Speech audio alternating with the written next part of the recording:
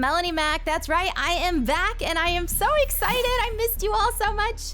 Now let's hop right into All In, where I'm gonna talk about all things Assassin's Creed in preparation for one of my most anticipated games of the year, Assassin's Creed Valhalla.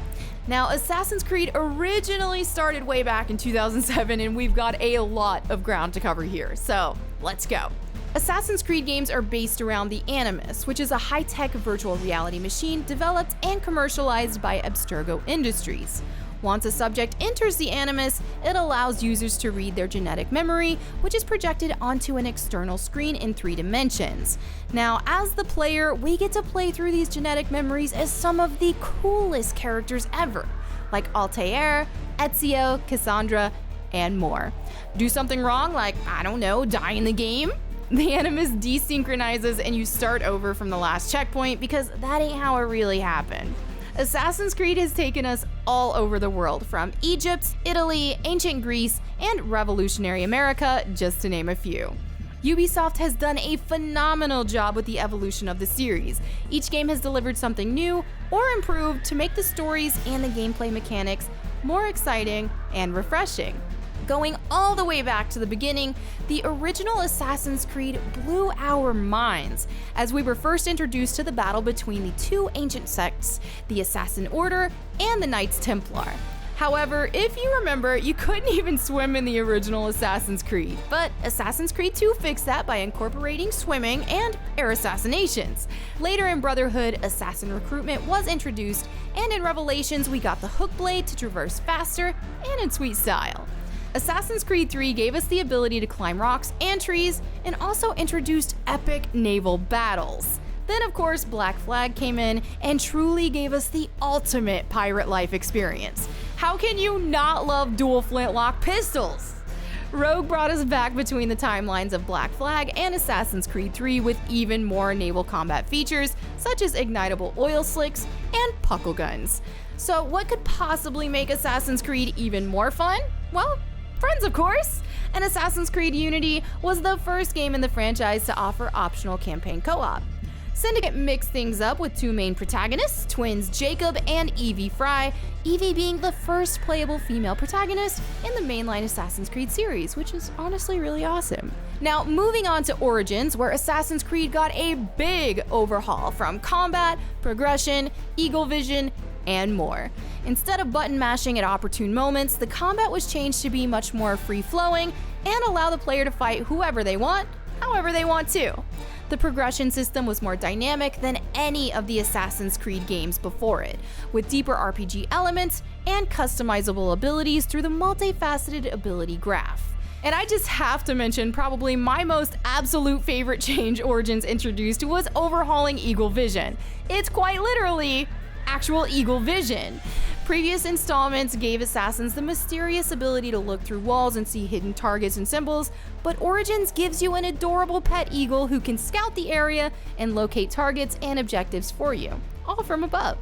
And finally, 2018's Assassin's Creed Odyssey brought even more new features.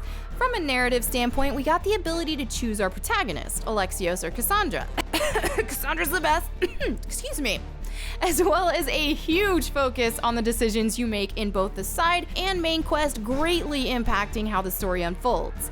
New combat special abilities, big battles, and mercenary hunting are also part of what makes this game one of my absolute favorites in the entire franchise, and it honestly might even be the favorite for me. Sorry, Ezio, I still love you.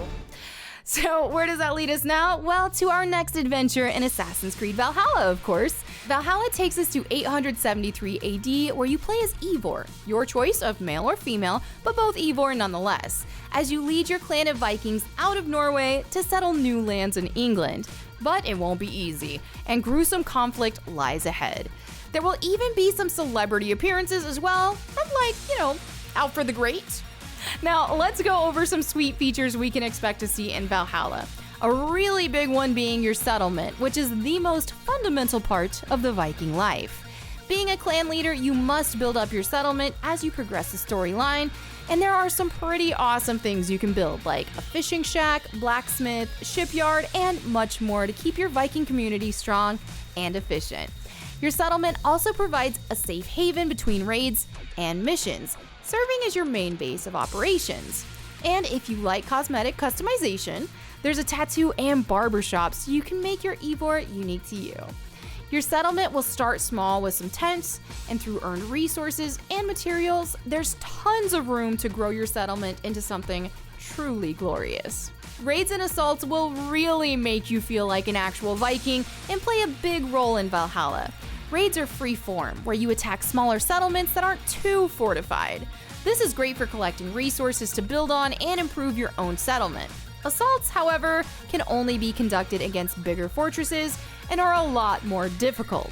As such, assaults cannot happen as often as raids. Valhalla's combat itself will mostly feel like Origins and Odyssey, but with a few additions and even difficulties. Your health no longer regenerates, so there goes my strategy of running out of combat and hiding in the bushes like the coward I am. This time around, you'll gain health by eating, which I suppose makes a lot more sense. And speaking of old cheap tactics, you can't just tumble around forever either, because now you'll have a stamina meter, which will force you to strategize better during battles.